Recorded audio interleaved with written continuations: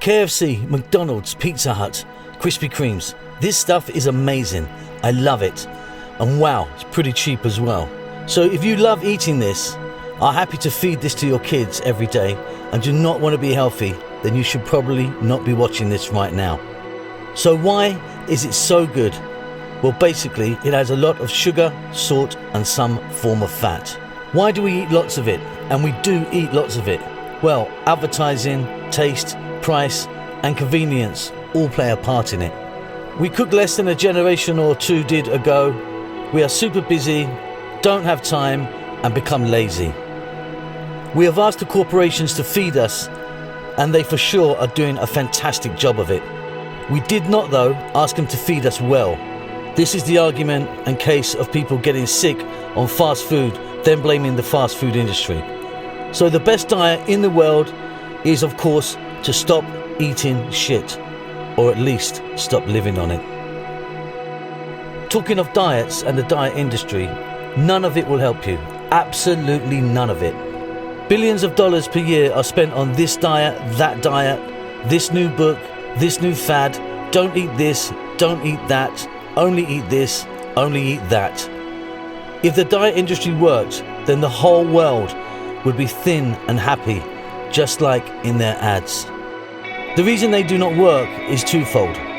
One, you fuck it up and do not stick to it. This is very common. And two, and most importantly, we are all different. Really, we are all different. This is really important to understand. Now, I don't really care if you are fat or not. And guess what? Nobody else does. Only maybe you. Stop eating shit. Okay, so we're going to stop eating shit.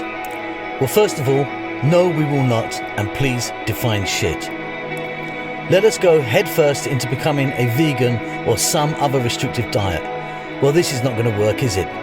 Not because I think being vegan is bad, it's just the chances of you doing it are pretty much zero. Let's be honest with ourselves, this is one of the first things we have to do. We need to stop eating shit, but it's pretty hard. It is all around us. We have eaten it forever and it tastes amazing. What we need to do is cut down on eating shit. Now, when you eat a Big Mac or a Whopper, you never finish it and say, wow. You say, boom, that hit the spot, that tastes amazing, but you never say, that has done my body good and I feel better off health-wise, because you know that it has not, but we still do it. This is why we have to be totally honest with ourselves and at the same time realistic. We usually give up on diets because they make us unhappy, and we have to become a personal doctor, adding up calories and eating food that we do not like. Stop eating shit. Is red meat bad for you? The very short answer is bad. Red meat is bad for you. Just like bad cow juice is bad for you. What do you mean, I hear you ask? Well, let's take a fast food chain burger. I think that we can pretty much presume that they are trying to make money, and the meat being used is mass produced and is not 100% prime. Now take some beef that you bought from the farmer that lives next door to you. It's free range, loved, massaged, and it's called Bob. Now make a burger with the prime cut of Bob meat. The answer is right there. Sorry, Bob.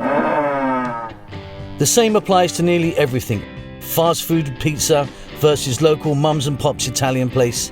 The chances are the corporations will lose when it comes to being good for you. It will always win when it comes to price, but that's a different story. So be honest, be realistic, and stop eating shit.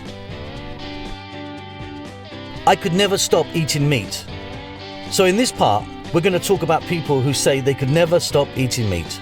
Well, I don't care, no one else does, so that's the end of that part. Eat what you like and be happy. But just know, if it's big and cheap, it is usually not going to be good for you. Cooking. For Christ's sake, can we start cooking at home again?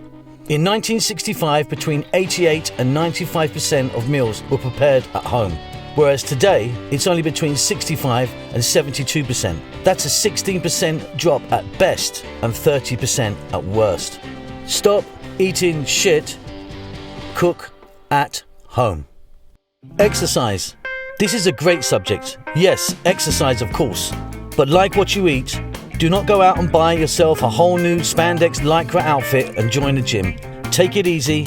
We are all different, remember.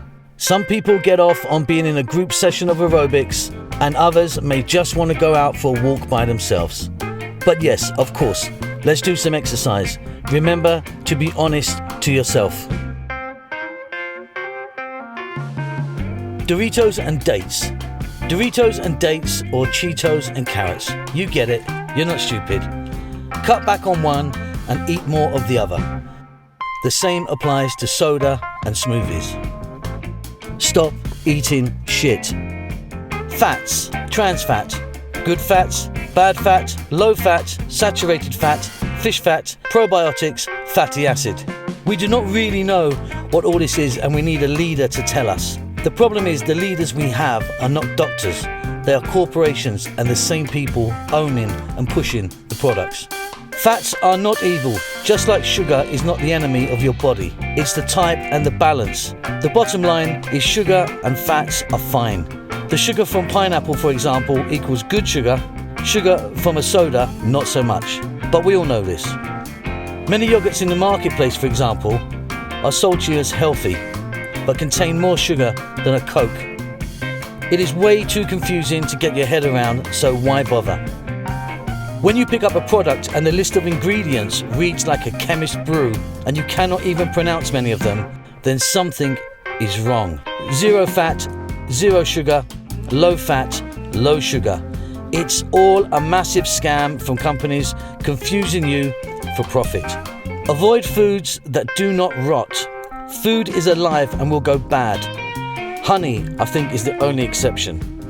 We are all pretty much aware of that 3-year-old McDonald's burger that didn't go bad and just dried up.